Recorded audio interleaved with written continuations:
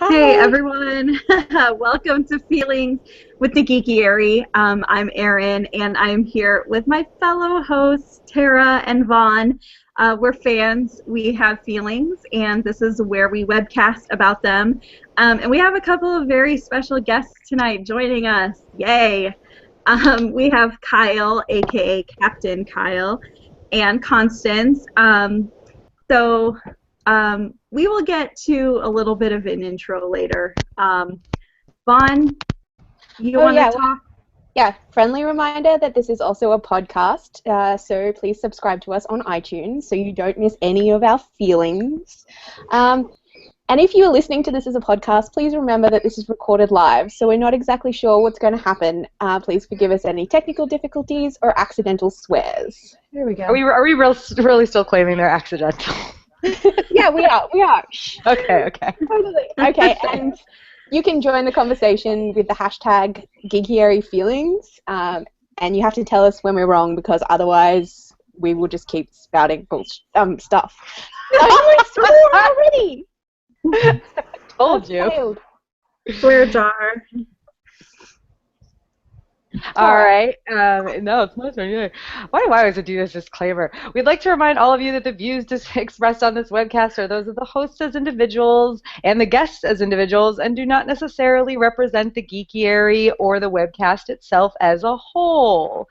So now we're going to jump right in with doing some news and updates and introducing our guests, who, as Erin mentioned, are Kyle and Constance. Hi, guys. Kyle recently published his first book, Elements of Cosplay, and premiered his new web series, Captain Kyle's Cosplay Spotlight, and Constance is his co-host. So you guys just want to introduce yourselves, talk about yourselves a little bit, tell us where people can find you, just talk amongst yourselves. Kyle, do you want to go first? Yeah, I'll go first.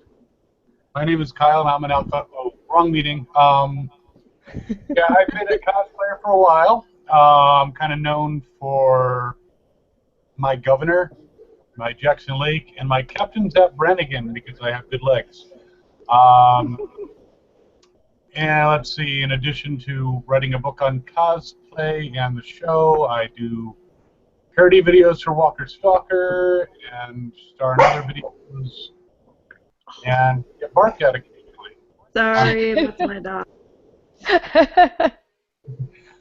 I also have a cat who is behind me. He loves that printer for some reason. And I can be found on Facebook at facebook.com/CapKyle, CapKyle. I'm on Twitter at CaptainKylePA. And that's about it. Your turn, Constance. Hooray! Hello. Let's see. Hi guys. Besides the Captain Kyle's Cosplay Spotlight, I've been cosplaying for about 2 years now. Probably mostly known for, I do a lot of video game characters like Lollipop Chainsaw, Claire Redfield, Lara Croft. Let me see what else. I work in IT, play a lot of video games. Where can you find me? Oh, I started a cosplay Facebook group, so you can find me at facebook.com/group cosplay. Everything else, it's at Haiku Maven, and you can find me there. Alrighty. And she Well, writes. sorry, I just wanted to say that our website is about feelings, so we kind of and our website is about feelings. So we ask everyone that we interview, that we talk to, what gives you feelings. So I think that's a really good place to start with you guys. I don't have feelings. I mean, it can be anything. It can be recent news or a character that you really love or a combination of both because that's usually how we end up. Blah. Well, I'm really excited for the Deadpool movie. Yeah. That's one thing that gives me feelings. Deadpool. Go into that. What about you, That's a good Kyle? one. Feelings. Oh, I'm supposed to have. Actually, just about everything gives me feelings. I am a sap. I got teary-eyed during the movie Independence Day. So. Come on, I did too. Oh, my kids, I love them very, very. I'm going right there. Okay. Yeah, pretty much I have all the feelings that Constance doesn't, but of course I am very excited about the Deadpool movie and of course Star Wars. Who could not Yay! be? Woo! Yeah, I don't know if anybody isn't excited about that. And to be honest, if you're not, then we probably can't be friends. Because it comes out right around my birthday, and it's either going to be the best or worst birthday present ever. I am leaving it all up to you, J.J. Abrams. Oh God, don't trust AJ with you. I know. Really? At least it's not George Lucas that you're putting your fate in. Well, okay, that is better. It is a step up. And that actually brings us around to the big news piece, and that is Hairgate. Oh, Has right. Kit Harington cut his hair? And the answer, No. I'm pretty sure, is no. No. No. But that's like less important to me than, oh my God, Clegg Bowl is basically confirmed. And if you don't know what Clegg Bowl is, just Google it and look up the video that has the top hits. It is not safe for work. It is very loud. It involves some dubstep music and swearing and lightsabers, and it's amazing. But basically, Rory McCann, who plays Sandor Cleggan, was spotted in Belfast. So there are some pretty hefty rumors that he's not dead like the show keeps claiming. Big surprise there. And that because Cersei's trial is fast approaching, that it actually might happen. Gregor versus Sandor. So excited. That is what I have feelings about this week. Can I add one more Game of Thrones thing out there? I didn't put it in the document, so I'm kind of throwing this out there without any like preparation. But Tara, did you see that theory that was all over the news this week about Jon Snow and Mira Reed might be twins? I did, and I've actually heard that one before. I'm whatever about it. I think it's kind of one of those crackpot theories. You know, I get where the logic is coming from, but I don't think it's like legitimate. I think that would just be way too much. There's too many secret Targaryens, you guys. Too many. That theory. That theory wouldn't work with the books. Kyle or Constance, do either one of you watch or read Game of Thrones? I read Game of Thrones, and that theory does not work with the books at all.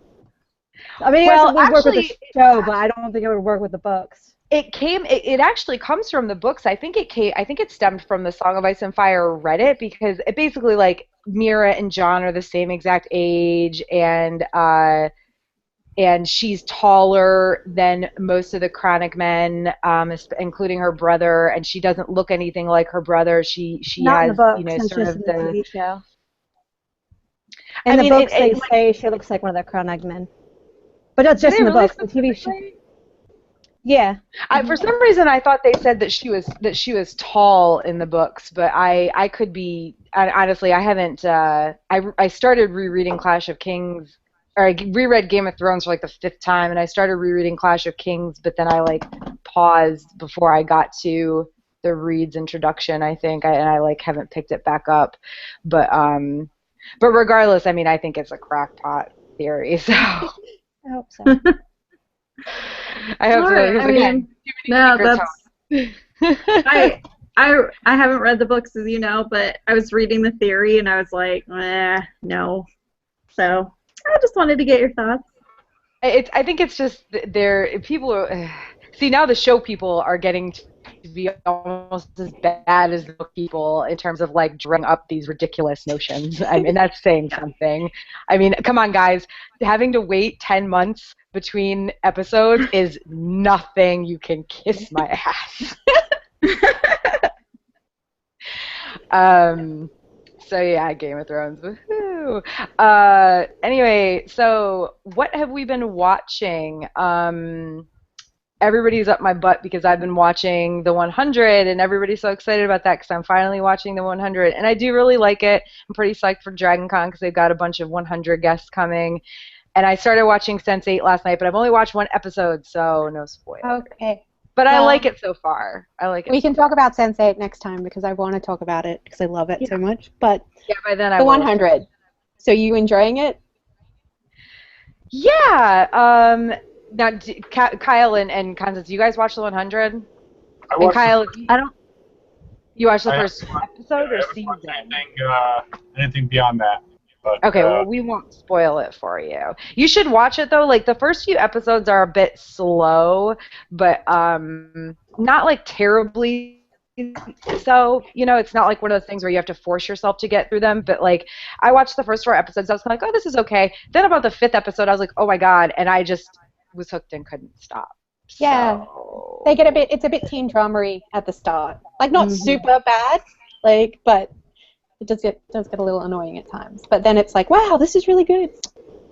I mean, it still has like the teen drama aspects at Yeah. times, but it's a lot more hardcore than one would think. I mean, it's definitely one of the darker CW shows, I think. Like Oh, yeah. possibly even more so than I mean, Arrow has taken some pretty dark turns here and there, but I think it's even darker than that. So it's worth a watch. I enjoy it. Like I said, I'm pretty psyched. There's a bunch of 100 actors that are going to be at Dragon Con. I'm hoping to make it to at least one of the several panels they have. So, yay! And maybe if I have cell phone service, I can live tweet it. Ha ha ha! That would be funny if I had cell phone service. Doesn't happen. So, anybody else watching anything new? Erin. I am all caught up on Agents of Shield. Yay, yay. So I have 2 questions, which I've written in the thing that I have for you. The Yes. first one is, how do you feel about Ward now? I feel like Ward is a giant faker. Yeah. Yeah. He's like my favorite character now. Like, I hated him. He was so boring, and then he became evil, and now I'm like, yes, 100% team evil Ward. I like him evil, but I don't know. I wish that we would have like some background into his motivation on why he's such a weird. I don't want any background. No. I just want him to be evil, like, for no reason. Just bonkers evil. The mustache twirl. Yeah. No, 100%. Like, no, because what I love about him is, like, he seems to think that what he's doing is 100% the right thing. And I like that in a villain. Like, I like villains that are like, no, I'm the good guy. Okay. I don't know. I mean, Sometimes it's nice to have a villain who's a villain. You know, once they experience one true moment of happiness and lose their soul, they become much more interesting. Yeah. Yeah. Yeah. So, Yeah, agreed. Ward, I I don't watch Agents of Shield, so hashtag what Tara doesn't watch. Sorry, I made a Buffy reference. So. Yeah, no, we picked up that. It was good. And the other one is, what about Fitzsimmons? I still think that Fitzsimmons has no chemistry. I agree. I really, really wish that the actors had better on-screen chemistry. I think it would be more believable. And I think that Simmons is, I don't really like her that much. I think she's kind of a jerk face. Nice. Harsh words, Erin. Sure. She just rubs me the wrong way. I don't know. It's because I really, really like Fitz. I want a little pocket Fitz that I can just carry around with me everywhere. I mean, come on. Yes, pocket Fitz. Yeah. Which ones are Fitz and Simmons? Are they the little computer techie people? Yeah. Yeah. Okay. I don't watch Agents of Shield, so you know. I watched 1 episode. I remember that much. Ha. They still have no chemistry after 2 seasons. Are they like a ship thing? Yeah. Oh, okay. Yeah. All right. And so, yeah, let's move on. Vaughn, you Yeah. Halt and I watched Catch Halt and Catch Fire. Well, I've only seen the first season, okay? But yeah, because you went on about it, and I liked it, but I didn't love it. I liked Donna. Like, I know why you love her. She's pretty cool. The female characters are pretty good, and Lee Pace is gorgeous in pretty much everything he does. So don't mind watching him, like, do anything. But it kind of falls into that trope of the kind of sociopathic bisexual that's kind of around, especially with dudes, and that kind of annoys me. I don't disagree with you there, but I think that what makes Joe McMillan a little bit different is that he is just a sociopath. He does whatever he does to get what he wants. And I don't really necessarily think that he's bisexual. He just does what he wants. If that makes sense. Yeah. I guess, but, you know, he's still sleeping with dudes and chicks on TV. That's true. About as close as we're gonna get. So, is *Halt and Catch Fire* on television? For some reason, I thought it was Netflix or something. It's on AMC. Oh, okay, okay. Oh, well, speaking of AMC, have we all watched Fear the Walking Dead? I didn't watch it. I haven't watched it yet. I did. Yeah, I did. Yeah. So, what did you think? Yes? No? Maybe? I don't know, Kyle, what did you think? I'll let you go first. Yeah. Well, it seemed a little slow, but I think it kind of had to be that way to introduce the characters. It was kind of a slow build-up, but I think by the end of the episode it was worthwhile because you do have regular civilization, and it's just starting to happen. So you have all these little clues here and there, little hints, and a principal who looks like Obama, but it's a Randomly, yeah.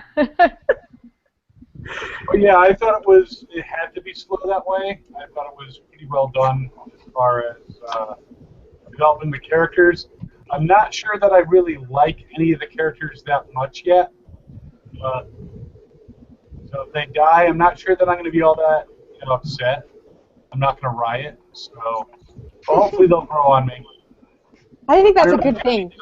Okay. If you're not caring whether the people die in a zombie apocalypse on a zombie show, then it's probably not doing what it's supposed to do. Yeah, I mean, I can see that some of the characters could grow on me, but right now I'm kind of in the same boat. I don't really feel all that much for them. It's not like, I mean, like Walking Dead, the first episode of Walking Dead, it's like Rick, I don't remember how I felt necessarily about him, but I remember really caring about Morgan. Like, and I mean, I knew that Rick was the main character, obviously, but, I dug Morgan a lot, and I was, like, hoping he made it through. And, like, when we never saw him again for years and years, it was like, come on. And when he popped back up, I was like, ah! Like, freaking out. But I mean, like, for me, I agree, like, it was a little bit slow, but I wasn't really upset about that. I just felt more as if they didn't do a very good job with editing it. Like, they really did not need that hour-and-a-half long premiere, to be honest. They did not need for the boyfriend, whose name I can't remember, to go to the church by himself, and then for him and the mom, Madison, to go there again together. That was like unnecessary. They could have just both gone together. I mean, because it's not like it really changed her mind. She was still like, oh, look, there's dried like gore all over the floor, but like, that's all right. These bad things, they happen in these drug dens. Tara, it's called Eviscera. Oh yeah. So, I mean, I know what viscera is, but whatever. Yeah. I'm not using that word. Okay. Here, can I chime in here? Yeah. Here's my thought. They took like the worst parts of The Walking Dead and exaggerated them for Fear the Walking Dead. Like, okay, if you ask a person what their like least favorite parts of The Walking Dead are, it's usually number one is Carl. He's annoying, he's like angsty, and you're like, take off the stupid hat. And so instead of like minimizing that, they just made everybody a teenager in Fear the Walking Dead. It's like, you can't get away from it. At least like in The Walking Dead, you can mute the Carl parts, but no, everyone's a teenager. Okay, the second thing is, a lot of people didn't really like Bob on The Walking Dead because of like that whole alcoholic sort of angle, and like he wanted to try to get booze, so he got a bunch of people killed. And okay, so now they make the main character of Fear the Walking Dead a drug addict. I don't know how this is going to work Yeah. out. Well, hey, it's okay because I mean he killed his black dealer, and I mean they also killed that other black character that seemed kind of. I mean, I actually kind of liked that girl's boyfriend, Alicia's boyfriend. He seemed like a nice person, and now he's probably dead. I mean, she texted him, "You better be dead," so that pretty much means he's dead. But you Or know, it's red herring. It could be red herring. He could yeah, go- I mean, I hope so, but he's only billed for one episode. So unless they're keeping something seriously under wraps, like he's gone. I don't understand. Just like Morgan, 3 years. Yeah, He'll be- yeah, there we go. He'll disappear and come back around next season. Yeah, that going down the road of unfortunately killing off all of the named black men, following in the footsteps of its parent show. I don't like it.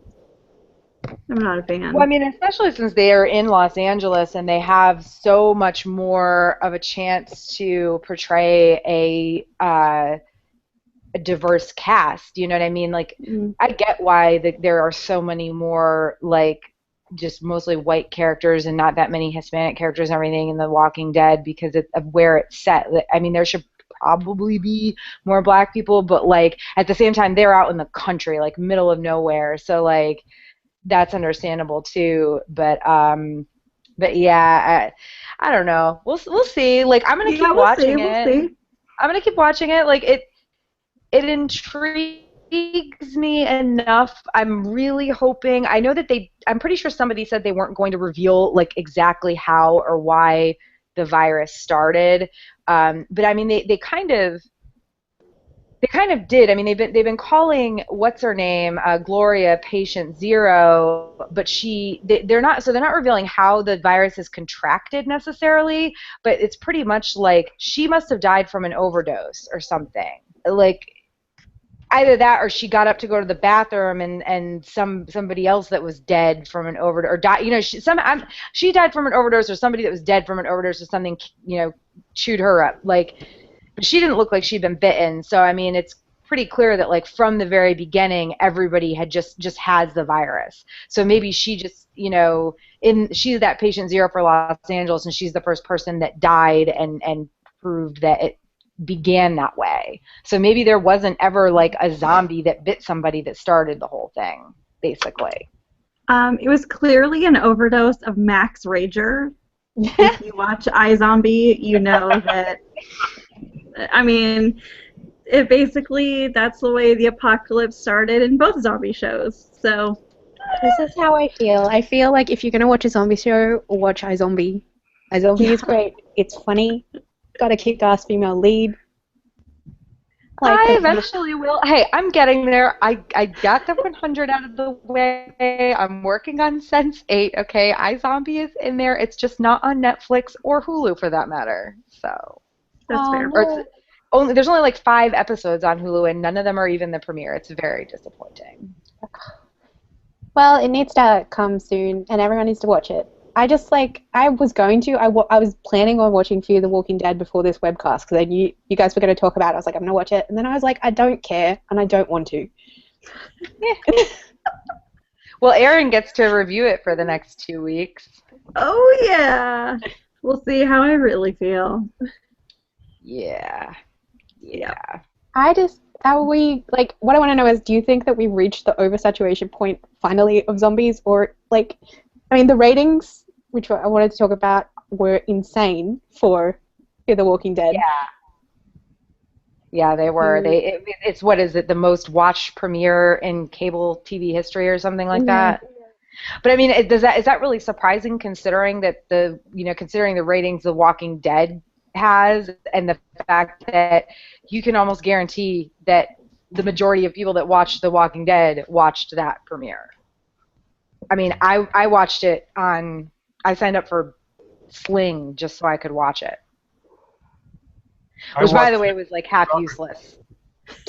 Oh, did you watch it at Walker Stalker Con? Did they have a viewing? They did, but they were having technical difficulties, so a bunch of us went into one friend's hotel room and were basically like crammed on the beds and the floor watching it. It was not entirely comfortable at times, but it was still good. It was a bonding experience at the con. That's cool. Yeah, I'm pretty excited. This is the Walker Stalker Con in Atlanta is the first one where I actually hotel room for Sunday night so that I could stay and watch Walking Dead with everybody. I'm pretty excited. I didn't do that the past 2 years, and it was like my biggest regret for Walker Stalker. But anyway, so yeah, oversaturation of zombies. I don't know. I think when the zombie thing is done right, it's just I love it. But I mean, I still love so much about Walking Dead, even though some of it gets on my nerves. I still love a lot about it. So I don't know. I'll keep really watching like it. The Walking Dead, but The Walking Dead was interesting to me because it didn't show that apocalypse, right? Which has been done so many times. The zombies attack and people don't know what's going on. You know, I liked that this is what happens after the zombies win idea, and that's really interesting, and it creates really complex characters and story arcs and stuff. And then they make Fear the Walking Dead, which is basically just a copy of all of the other zombie apocalypse things that have happened before, and it's this is not doing anything different. This is not giving me anything. Not giving you anything new. Yeah, that I feel I need. It's not telling me anything new about zombies. So I mean, I guess we'll have to wait and see what happens. Yeah, I mean, maybe it'll turn out to be totally awesome, and I will be completely wrong. Obviously, I am in the minority of not watching it, but Or you could just watch iZombie. yes, watch iZombie. Everyone watch iZombie. I watch iZombie. Yay! See? I don't really watch TV. You can turn I don't either, Constance. They're always making fun of me because I haven't watched anything, and it's literally this summer I caught up with all these shows that they've been trying to get me to watch via Netflix and stuff. Walking Dead and Game of Thrones, and then I guess Arrow were the only things I watched live, and I regretted watching Arrow live every week. Every week. But anyway, so we've got a bunch more stuff to talk about, and I want to make sure we get you guys talking a little bit more. So we're going to talk a little bit about cosplay culture because of, your web series and everything, Kyle. And we've got a bunch of questions in the document. The first thing being best and worst things about being a cosplayer. And I think me and Constance and Kyle are the only ones who cosplay in here. I know Vaughn doesn't, and Erin, I'm pretty sure you don't either. We may have to change that if you go to Dragon Con next year. We'll talk about that. But yeah, so best and worst things about cosplay culture. Go. I would say best thing is meeting new people who enjoy your same interests. I know a lot of the cosplayers I know, they didn't really have friends beforehand. Started cosplaying. Cosplay culture, you meet a lot of new people, make a lot of friends. Worst things, I wouldn't say there's really a bad thing about cosplay culture. I would say there are mishaps that can happen that are bad. Something of your cosplay will rip at the convention and you're not prepared for it. Convention food's expensive. Sometimes you can't get certain parts of your costume into the con because they won't allow it. Those are the only negatives about cosplay that I can think of. Yeah, I agree about it allowing you to meet people, especially people who are interested in the same things. Because you see somebody, especially at a multi-genre con, you walk up to somebody who's dressed as your favorite character from, I don't know, some video game. I mean, my ex and I had several people approach us over the years when we were dressed as John Marston and Bonnie McFarlane from Red Dead Redemption, and it's we never, that's kind of especially the Bonnie, they're kind of lesser known characters, especially since it's an older video game and it wasn't as insanely popular as a lot of the ones that are Mass Effect or whatever, that are really prevalent at conventions, but we met a lot of people that way, and it's they may not even be dressed in a costume from the thing that you are, but they'll approach you and say, hey, oh my god, I watch that show, I play that game, I love it, and then you immediately have something to talk about, and oh, let me add you on Facebook. Oh, you're going to this convention too? Let's hang out. I mean, worst things that I think there are a lot of bad things about cosplay culture, but I think that they're generally they've been, in my experience, they've been really like minor issues compared to the amount of fun that I've had and everything. Like I have a lot of friends who complain about the drama and like and in cosplay groups and stuff, and I've just never really had to deal with that. And maybe it's the people I choose to surround myself or not surround myself with. If somebody seems like they're getting a bit over the top, I'll just be like, oh, it's nice to meet you, bye, unfriend you on Facebook. So I think most of the drama in cosplay groups is more so with famous cosplayers, famous cosplay groups, because they're usually elitists, that they get to be a certain type to cosplay. Yeah, and I'm not like that, and most of my friends aren't either. So, I mean, none of my friends are like dramatic like that, and most of them aren't anything near cosplay famous. Some of them are fairly well known, but not like over the top, not like the sci-fi show people, whatever the name of that show was. Heroes of Cosplay? Yeah, that one. Well, it's good to know that big name fan drama happens in all fandoms. So, what about you, Kyle? Best and worst things about being a cosplayer? What's that?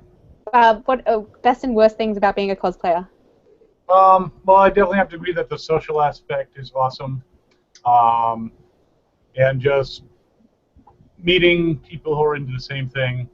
There's not too much I can say about that. I'd say for me personally, the worst thing is having people like me for the character I'm playing and not the person that I am. That's like they don't know me, but they know the character. So, and they kind of confuse me with the character. And, I realize, like, with actors, they're not the character. So, I'm not necessarily, I may like a character. I may not like the actor. I haven't really met any really bad actors, but usually they're nicer than their characters. But I would say that's one of the bad things. Plus, the drama and the people who go out of their way to get a lot of attention just because, oh my God, this happened to me. I know on the list eventually we're going to talk about cosplay is not consent, which I agree with, but there's also some flip sides to that where people exaggerate things for dramatic effects. So I don't know if we want to talk about that later.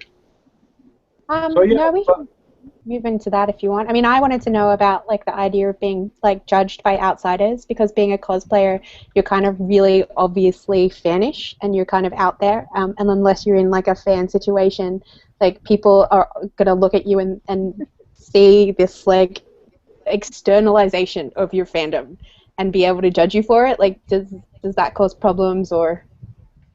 It doesn't bother me. I don't give a flying. Anyway, but to me, it doesn't really matter. I've had a few people. I walked around Washington D.C.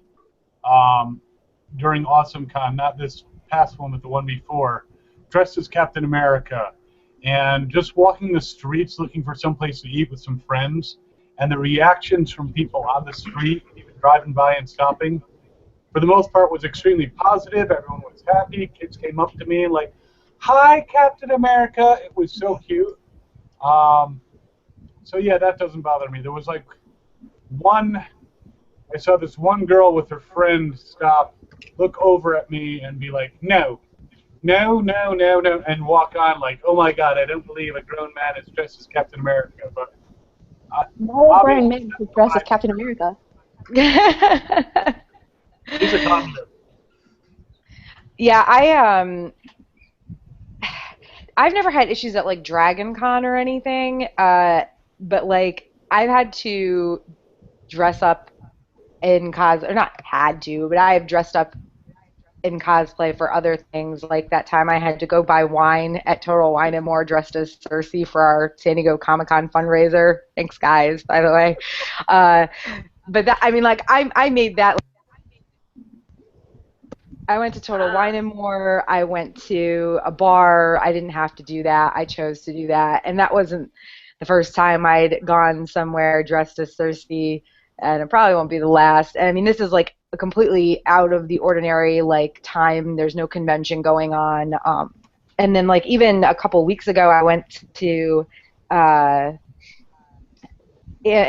Electric City Comic Con in Anderson, South Carolina. It was a one-day convention run by the library system down there, and it was a really good time. And afterward, my friend and I went out to dinner, and I was dressed as like a femme Star-Lord, and the people there were kind of like, were you at like an event or something? But it doesn't bother me per se. It's pretty rare. The one time I went as Cersei for the wine thing, when we went to the bar, there were a few people that were like obviously like tearing behind their hands, like, ha ha, what is this weirdo doing? But like, I don't give a shit. I'm having fun, so. It doesn't bother. It happens, but rarely during conventions, especially big ones, and it doesn't bother me. Especially, I'm usually with a bunch of friends anyway, and like, haha, we're having more fun than you. Constance? I haven't had any negative experience with outsiders, and I've gone walking around the city in a costume so many times because of conventions. And there's been no negative experience. I mean, there's been people asking, why are you dressed up? What's going on? Things like that. I think it's more people just being concerned as to why I'm covered in blood, and it is, than treating me like an outsider. But I think the main thing is if you're walking around in cosplay and you do get confronted by an outsider, the main thing is to not give a crap, to be PG. Really straight yourself. Oh my God. Yeah. Yeah. We've given up trying to be PG. It's fine. Oh yeah, we had a couple episodes around San Diego Comic Con that were like practically NC-17 rated. Good deal. just in terms of the swearing, there was far too much, and drinking. So yeah, I mean, I don't yeah, like I said, it's never really bothered me. So, but I can see where if people are newer to cosplay and they are out somewhere where people aren't used to it, like not in a major convention area, I can see where it would be a little maybe worrisome for them. And like in terms of cosplay is not consent, I've never had a problem with it outside of conventions, and the only time I had a problem with it at a convention was like it was a complete like freak incident. Like I'm pretty sure the person, if they were a convention goer, I'd be shocked. I think it was a person that was there for a different event. And I was bent over getting something out of my bag, and a guy ran up behind me, smacked me on the ass, and then like hard enough to almost push me over. Like I actually had a stranger have to catch me as I was falling over. Like they jumped off. It was outside, and they were sitting on this like cement planter thing. The cement planter wall was actually at Dragon Con a couple years ago, and the stranger like jumped off the cement planter and caught me so that I wouldn't like fall in like head first into the cement planter. And then like 3 random people, including the guys at the time, like took off after this dude that hit me. I actually was like, stop, like I don't want anybody getting in trouble over this, like, you know, because they were like going after him, and the last thing I wanted was the last night of Dragon Con for like some stranger or like, you know, my significant other to get in trouble or arrested for like, Beating you know, the crap assaulting he deserved somebody. it, no matter how much he deserved it. But like again, that was really like as many conventions as I've been to, and like I don't usually like it, and I was wearing, not that it matters what you wear, but like I was wearing Starbuck from Battlestar. Like it was a completely like out of the blue random incident. Like I think it could have been any girl, no matter any girl standing there, and this guy was just drunk and being a dick. Like I don't, you know, I give it part of the cosplay is not consent thing, because I think that if I'd been a random person dressed in normal clothes, he probably wouldn't have, at a normal event, he probably wouldn't have done it. But, you know, it's just, So I think that the would you cosplay say- is not consenting is pushed enough now that like people almost know better most of the time. I would hope. Yeah, well, would you say that like the because people do talk about it a lot now, the sexism in like cosplay culture is just basically the sexism that is rampant in regular society? Hey, Um, at the last shore leave, I was dressed as Captain Zap Brannigan, this woman at the bar. I went into the bar area at the con. This woman, she wasn't in cosplay, and she called me over and was like, hey, this is great. And then she grabbed, underneath my tunic, she grabbed my butt. So it was like, we men get harassed too. oh Yeah, yeah, well, absolutely. so like, well, I think that maybe being in costume it makes people think that they can touch you more than. I feel like it makes too often. I think it makes people feel like you are like an item rather than a person. You know what I mean? Like you're there for them to enjoy and whatever. Like again, like I've really not had that many issues with it, minus that one. But like, I mean, I've had friends who've had issues with it, so I get that it's a problem, and but I think that the more the more like vocal people are about cosplay is not consent, and honestly it has exploded in the past like 2.5 years, and it just gets more, it's put out there more and more as time goes on. I just the sexism thing is definitely like part of it, but I think it's less. I just think that it would happen. I think it's going to happen. Like it would happen on Halloween too. You know what I mean? I don't think it's something that's specific to cosplay culture. Yeah, Yeah, yeah, I happens see in that. stores. You're dressed up in a costume, so you aren't a person, which of course isn't the case. But I think that's how a lot of people sadly view it. Yeah, I guess that makes sense with celebrity culture as well, and the way people treat celebrities as being less than human. There's Mm-hmm. there's there's only one thing I have for cosplay is not consent. Cosplay is not consent, but it is an invitation for people to come up and talk to you. That's Yeah. one major thing that I think people. For example, I've seen this chick in cosplay standing there. Some nerdy, awkward guy just tries to come up, talk with her, just talk to her about the character she's being, not being creepy, just being socially awkward, and she'll just brush him off and treat him like a creeper. Whereas you have this hot-looking masculine guy come up to her, and she's flirting with him, touching his arm, and not pushing away, even though he was being a creeper. It's things like that I think there needs to be. I just hope people recognize it enough that cosplay is an invitation for people to talk to you. It may not be Yeah, and consent. as long as they're not being ridiculous or creepy, as long as you're comfortable with it, it shouldn't be a problem. But yeah, I mean, personally, I'm just a friendly person. I'll talk to anybody. If it gets to a point Yeah, me too. where I'm over it, I'll excuse myself as politely as I can. And to be honest, most of the time it's less that I'm over it and more that I just have somewhere else I've got to be, because I'm always like running Six Ways from Sunday at conventions. But yeah, no, it is definitely an invitation for people to talk to you. And isn't that kind of what you want? You want to strike up conversations with people. I mean, I'm sorry, but if you're a cosplayer, you want your picture taken. So you can't like it's I've never really witnessed that, but I'm not going to say it does not surprise me that it would happen at all. Like I could, in fact, actually, I think I did that one time. I asked a girl who I swear to God was dressed as Emma Frost. I was like, oh my God, Emma Frost. And she was like, no, I'm blah, blah, blah. And it was some other character. And I was like, oh, I'm sorry. And she was like, like, how dare I get her character wrong? And I'm like, you're wearing a Yeah. white corset and a cape with fur, and you have very blonde hair. I'm going to assume Emma Frost. I think Just we all would. saying. Like, I don't even remember what she said she was dressed as, but it was very much like, how dare I talk to her? And again, like, I'm sorry, but you're wearing a costume. Like, you're asking people to talk to you. I'm not. Who are in costume, and you're like, oh, that's an awesome costume. Can I get a pic? And they're like, no.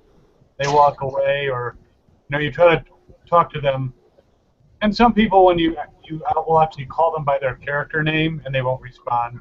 But that's kind of annoying. When I know it's a character, it wasn't an Emma Frost, whoever the heck that other one was supposed to be. But yeah, there are people who do get in cosplay, and I think they just people come up to them and they're like, "Oh my God, why are you coming up to me?" Well, you're wearing a costume. On the So, other hand, there's a lot of people who are socially awkward in the geek community, so it might be they just started cosplaying, so they're a bit nervous about meeting people. This is like their first cosplay ever, but they're still not quite there with the social interaction. yeah. Yeah, I think like everybody's different, and I actually that was one of the things I mentioned in the Dragon Con article that I wrote recently, and it was part of the cosplay is not consent thing. Is like if you are you should be nice, but if you're uncomfortable with the way a conversation is going, you have every right to stop it and walk away. And even if that is just like, okay, you're a little bit uncomfortable with this kind of socially awkward person that has approached you and maybe is talking a little bit too much or a little bit too long, like, but that doesn't, it doesn't mean you should just be like, I don't want to talk to you, but I'm going to go talk to this other stranger who approaches me over here. I don't know. I really don't want cosplay to become what I feel it's. I feel like it's struggling not to become like a high school full of cliques. And I'm not sure that it's going to win that struggle yet, honestly. It seems to kind of go back and forth. Like it'll be okay for a while and then not. I've met cliquey people. There are some groups who like their cosplay fans are okay, but other people are not. Yeah, it can go that way. And some people assume it's that way. I have a bunch of my friends with Walker Stalker where they cosplaying dead, and we're very approachable. Anyone can come up, but some people are just intimidated. They're like, oh, they don't want to talk to me because they're these really good cosplayers or whatever. And it's like, no, come talk to us. We don't care. We'll have 40 Maggies. We don't care. 20 Beths. Just come on in. We don't care if you're a femme whatever or if your wings are too clean on your Daryl vest. We don't care. Just come. Yeah, it's fun. That's what it's supposed to be.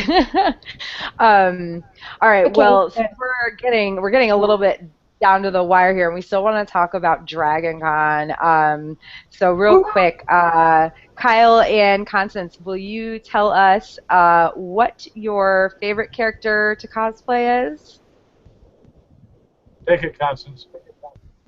All right, my favorite one to cosplay so far is Juliet Starling from Lollipop Chainsaw. It's a really fun way to cosplay as. She's one of my favorite video game characters, and it's just a lot of fun. I mean, I'm sure I'll have other favorites for ones I'm currently working on, but for right now, that's mine. Yours, Kyle? It is tough. I mean, it depends on the con. At Walker Stalker, obviously the governor, because the last time I did a different character, I almost got kicked out of the con. Yeah, I actually did a cosplay of Porch Dick Pete at this last Walker Stalker, who's a bit of a drunk, and I like to get into my character, so I pretended to be drunk and almost got kicked out. So I think I'll stick with the governor for that. I don't know, anything that gets a great reaction. I love doing Zap Brannigan because it makes a lot of people either very excited or very uncomfortable. So. I can see that, yeah. And going from favorite characters to cosplay, actually, this is a good segue into Dragon Con because one of the questions we're going to ask is what are the most popular characters to cosplay? And I'm not sure if Vaughn, I don't know if Vaughn or Erin wrote this. I don't know if you guys meant like what the most popular characters we cosplay are, but I'm going to take it as current popular characters because like last year, Dragon Con was overrun with Frozen. It was everywhere. It was just overwhelming. And this year, I think it's going to be Mad Max. Every day, all day, Mad Max everywhere. So that's my prediction for Dragon Con. costume popularity. And speaking of Dragon Con, real quick, I will plug my survival guide, which I wrote last week. So if you Google Tara Lynn's Dragon Con survival guide, you will find it. And it's very long and in depth, and I put a lot of work into it. It's so good. I've never been to Dragon Con, but I feel like I'm equipped to go now.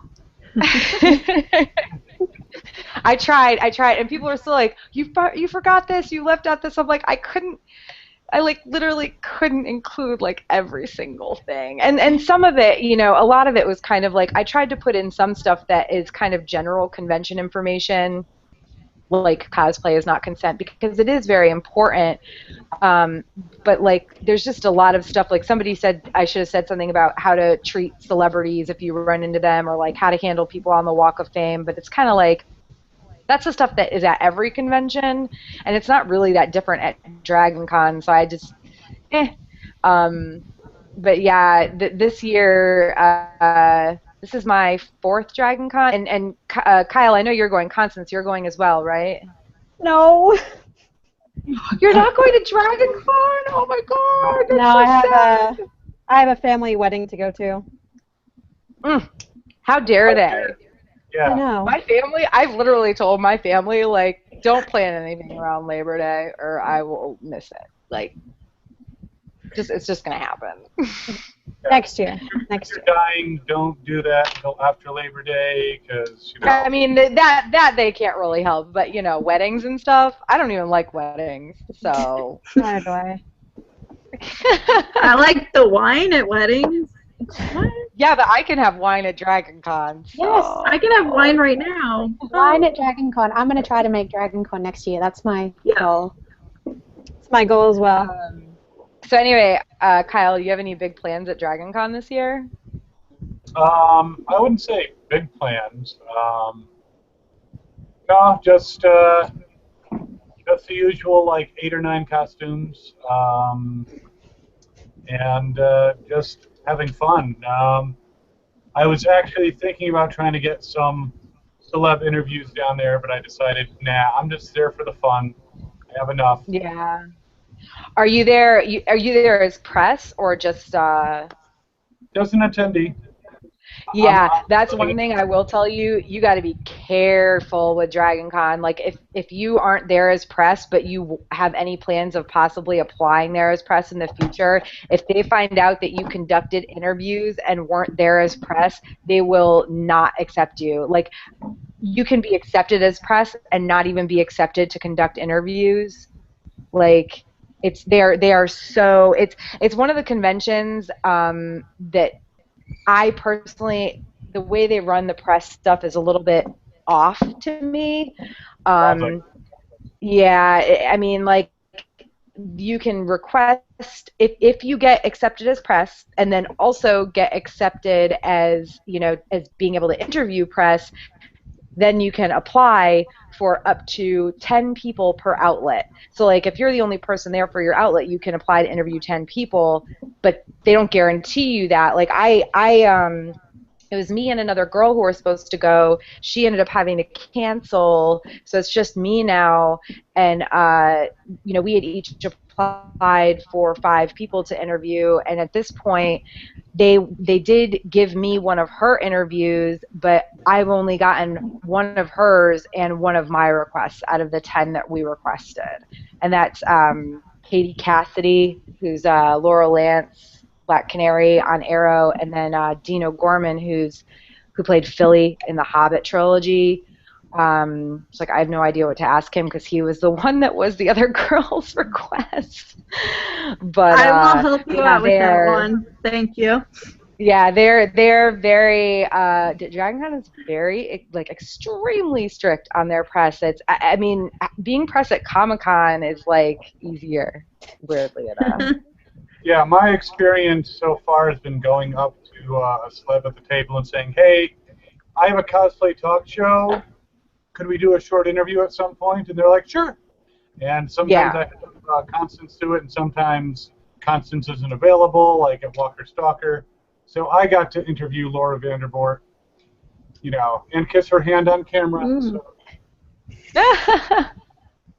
And she was happy. Yeah, I mean, that's the thing. Like the actors, it's not on them. You know what I mean? If they want to do it, like especially at other conventions where they don't have these crazy rules. Like I know Walker Stalker Con doesn't. So like if they wanna be part of an interview with you, that's awesome. Like, but yeah, Dragon Con, like you could go up to an actor and they could agree to do it. But if Dragon Con later finds out that you did that and you weren't there as press, they will deny you press in the future. It's like in there, it's stated in their rules. It's a little bit, I mean, to me that, especially if you, let's say you weren't press when, you know, you didn't have that sort of, you didn't have a website or you didn't have your talk show when they were doing press applications, but you are there on your own and you want to do something. I kind of think it's like, it should be to each his own, but they're,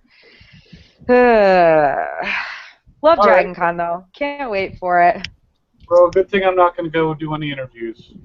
I'm gonna Well, take and I hate to be all like, I'm gonna put the hammer down on you, but because I don't, but it's like one of those things where I don't want anybody to lose out on like a future opportunity because they didn't know that there are these weird rules, like really weird. I'm glad you told me. Yeah, because if I did decide, I would have went down there and been like, hey, how about an interview?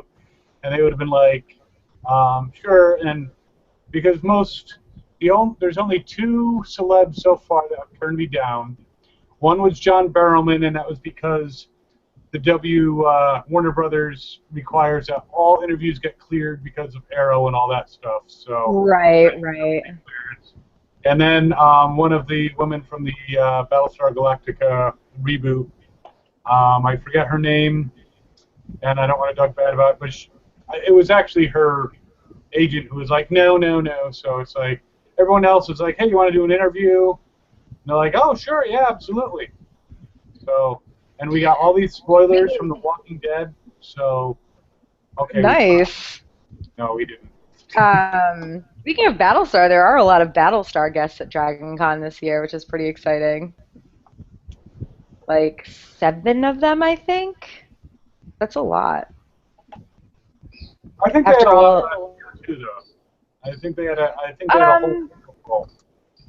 You know, every year they have like 3 to 5, but I mean this year it's like they have Aaron Douglas, who played Chief. He hasn't been at Dragon Con since I've ever been, which was starting in 2012. Grace Park is going. She played Athena, Boomer, whatever. She doesn't go to conventions, so this is like her first Dragon Con ever, and like the only other convention I think she's really ever gone to is Galacticon.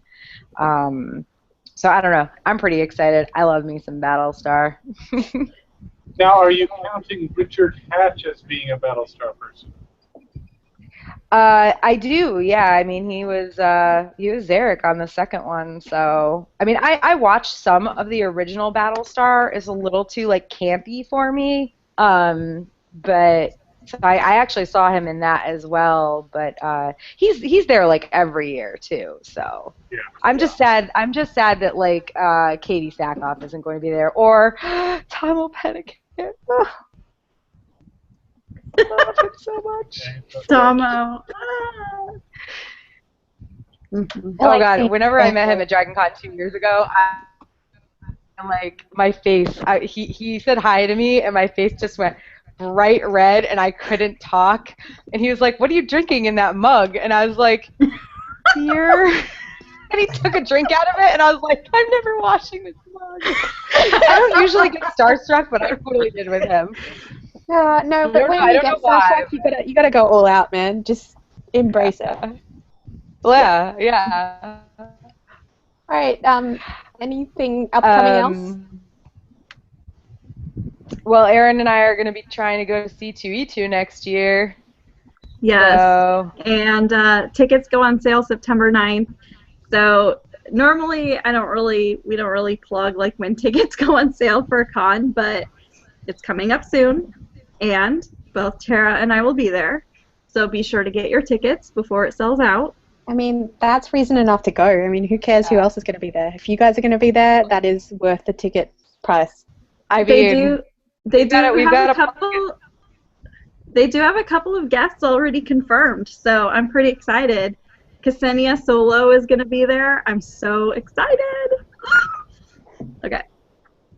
Well, I've got Oz Comic Con coming up, but that's after just the weekend after next webcast, so I'll talk about it then. Alrighty. So I have like a question that because I try to put questions at the end, and this month's one, sorry, is which minor character would you like to see get their own like show, book, movie, comic? I'll go. Erin, yeah. Loki movie. He deserves Is he really his own minor? film. No, but I mean, he really does deserve his just own died movie here. at this point, really. But he doesn't have his own movie, so I guess that counts. Yeah. Yes. I mean, the Thor movies are essentially Loki movies, but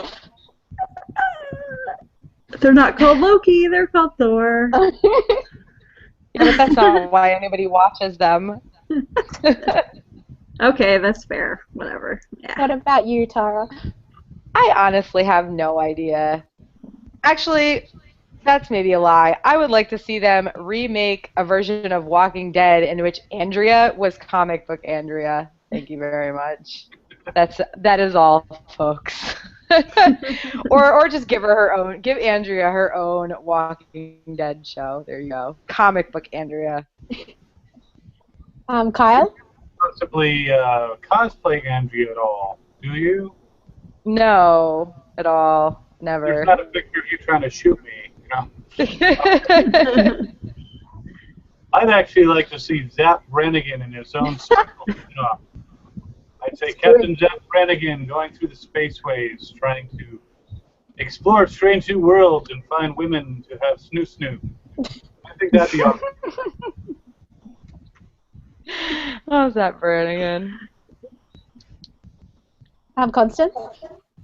I think I'd like to see Bob of Hydra have his own series. He's in all of the Deadpool comics. He's a really, really minor character, but he's really interesting for the few he's in. So I would like Bob of Hydra to have his own series. We actually just got a Twitter response to this question, which is Patton Oswalt's S.H.I.E.L.D. agent character. So they're saying they want. I'm not sure I understand that. But maybe that's just me. Yeah, he's like a funny guy. I mean, I know who Patton Oswalt is. Like, No, on S.H.I.E.L.D. a bunch of him, or is that someone else? Oh, okay. So they just want to see him on One that has a S.H.I.E.L.D. bunch of him. Yeah, there's a bunch of him on S.H.I.E.L.D. And they, Okay. I guess they want a spin-off of just his clone could be- character, weird guys. It could all be him. So, you know, it could work. What about you, Vaughn? What is your answer Oh, to your mine already question? happened. I wanted Agent Carter to get her own TV series, and she got it. So I'm just gonna rest on my laurels now. Just like go, no, that's it. I'm not asking for anything else. I'm happy. Just keep going. Oh, Agent Carter. All right. Well, I think. Are we doing recommendations real quick before we? Yeah, before we quickly. close We'll just out? jump in there. We want to see like what you just think everyone should do for in September, which is new TV is happening. Like I've got a bunch of things, but I'm just gonna say that you should watch Doctor Who, starting on September 19th, season 9, series 9. Sorry, it's English, but yes, I know people are a little bit kind of they've lost interest a little bit. But I think everyone should watch it because I think it's going to be good. I have a feeling. Tara? I feel like you know something I don't know about Doctor Who. I don't like Doctor Who. Honestly, like, I don't know. I like everything that Oh, it's the everything that I TARDIS. watch. Everything that I watch doesn't come out until October. So and yeah, nothing that I read is coming out with anything new. I mean, there's a new Walking Dead volume coming out September 1st, the next like 10 issues or whatever. But if you read them monthly, obviously, whatever, you've already read them. So I I don't know, if you haven't watched the 100, I do suggest binge watching that. That was pretty good. That's probably about the only thing I can suggest. Erin? I have a recommendation. It's not happening till October, so I'll plug it again next month, but you can buy your tickets starting now. The Hobbit trilogy is being re-released in theaters in October, one night each for each film, and they're doing the extended cuts in theaters nationwide. It'll So, take like 3 weeks to watch, right? Yeah. Oh, they're so long. yeah, they are long. I think it's like the 5th, the 7th, and the 12th or something. I don't know. Um, and I've been watching the Hobbit films nonstop for like the last 10 days. I can't stop. I don't know why. So I'm obviously going to this theater event. Right. Kyle? Well, I think people should watch Captain Kyle's Cosplay Spotlight. I agree. No, it I just agree. started. It's a fun show. I don't know when The Flash starts, but I would definitely recommend The Flash. Is that October? Or is that September? I think it's the beginning of October, but you know, you're here this month, so you can absolutely plug it. And I've heard from people that season 2 looks like it's going to be really, really great. So. And you know, that gives people like a month to kind of binge the first season before the next season starts. So. Yeah, there you go. So recommend binging The Flash season 1, ready for season 2. Constance? I'm going to give a video game recommendation. Metal Gear Solid 5 Phantom Pain comes out September 1st. So freaking excited. It's going to be amazing. I literally just got a new gaming system. I haven't had one in my house for reasons that must not be repeated or named or whatever for almost a year. So I have been sucked into it more hours than I care to admit the past couple weeks. I hear you. I own all of the systems. I have a problem. Yeah, I used to have several, and then I was on my own rather than with somebody, and they were mostly co-owned, so they were left behind. I got the cats, he got the video game system. I would have chosen the video games. Sorry, Kat. I got dogs, too. All right. Well, that wraps up our August edition of Feelings with the Geekiary. Anybody else have last-minute things that we need to talk about, or are we done? I'm still really sad about Bucky. You're always sad about Bucky. Is he still trapped somewhere? We're not talking about him. I just wanted to mention that I'm sad in case he can hear this. Okay. All right. All right. Well, it was great talking with you all, and I'm maybe depending on internet connection and time, I will do a short little webcast from DragonCon next weekend. But that seriously depends on internet connection, which is questionable, even with paid internet in the room. So we'll see. It'll be a fun surprise if I get to do it. Other than that, we'll see you guys next month. Yeah. I'll do the outro. Here, I'm Erin. I'm here with Tara and Vaughn and our special guests, Kyle and Constance. Thank you so much for joining us. Thanks for having us. Thank you again for those of you watching at home for joining us for Feelings with the Geekiary. We are a free webcast run off donations from viewers like you, so thanks for contributing and helping our host site, The Geekiary, and we'll see you maybe at DragonCon and then for sure next month. Bye! Bye.